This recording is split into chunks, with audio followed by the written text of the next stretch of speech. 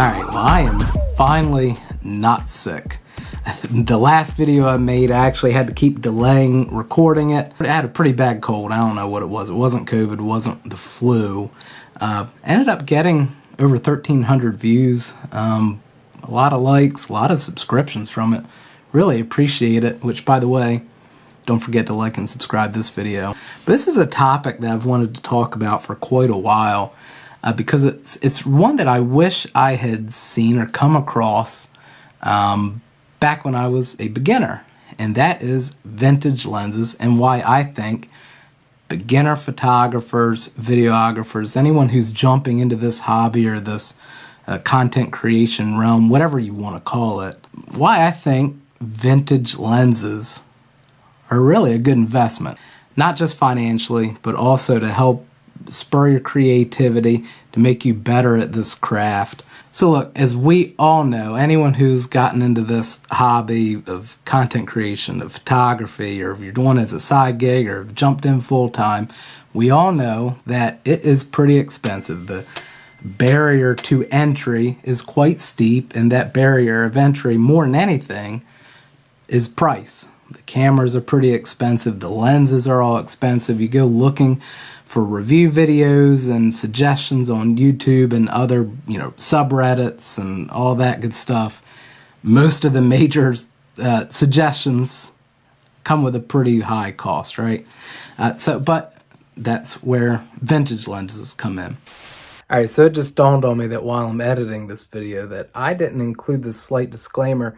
If you plan on purchasing using any of these vintage lenses, you will have to buy an adapter. So for example, if you buy a Helios 44-2, it's going to be an M42 mount. You're going to have to purchase an M42 to RF or to L mount, whatever. I'll have links in the description below. Just full disclaimer, they are affiliate links, but I've had pretty good luck with the ones I'm liking to. So take this lens here for an example. This is a Pentax 50mm f1.7.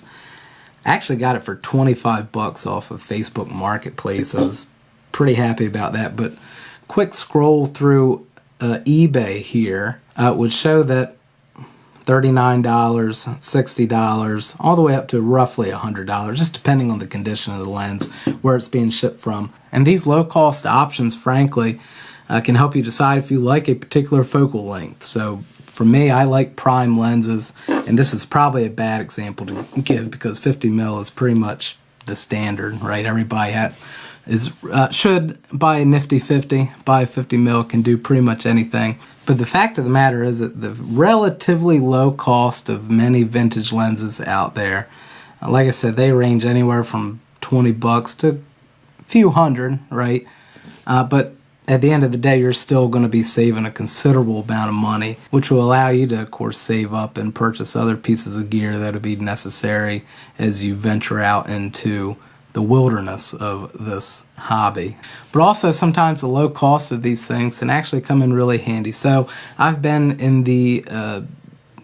considering purchasing a 70-200 telephoto lens, which is f2.8, which is another kind of standard one that a lot of folks typically recommend that you purchase. But like so many of these fast aperture, I don't know what the stereotypical lenses, I don't know, whatever you want to call it, they're pretty pricey. I actually had a gig a couple months ago where I was photographing a chorale. It was like a chorus. They had their concert, and I knew that I was going to have to be standing in the back quite a bit, right? Because I didn't want to impede on the spectators' view or experience of watching the chorus do their thing.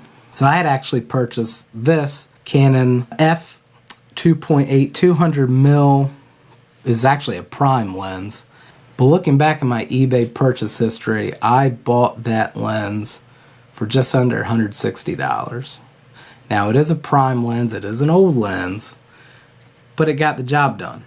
I didn't have to shell out thousands of dollars for a brand new 70 to 200. I didn't have to go through the process of renting out a lens. For whatever reason that intimidates me, it just might just be me, I don't know. But anyway, I was able to get some great shots with a sub $160 lens, and I just have not had the need to go out and spend a couple $1,000s on a brand new 70 to 200. Another value to these vintage lenses, aside from just the cost, which is a big deal obviously, is that they're manual focus only.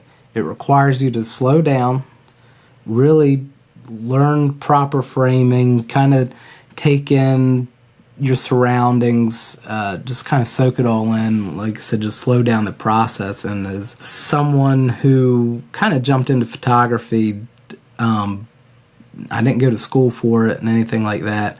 It was something that I really didn't appreciate when I was starting out.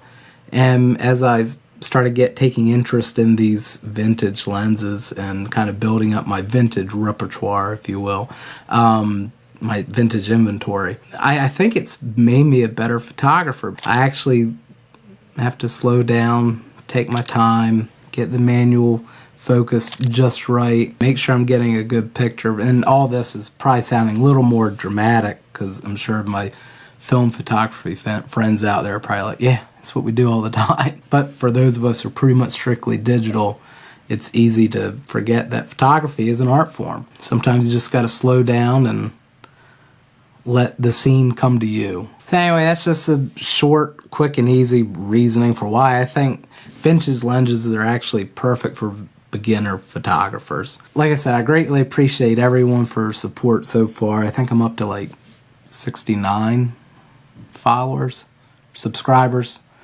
right now. I mean, look, for something that I just enjoy doing as a side gig, I'm not even paid to do this right now. We got 69 subscribers, but you know, I greatly appreciate it. I greatly appreciate some of the connections that I've made, the comments below, the conversations that many of us had. And look, if you haven't already subscribed, if you're just viewing this right now, I greatly appreciate you hit that subscribe button, hit the like button, hit the little notification bell, let you know when I release a new video, which at this rate's only like one a month. That's alright. But I greatly appreciate it. So until the next one, thanks for watching.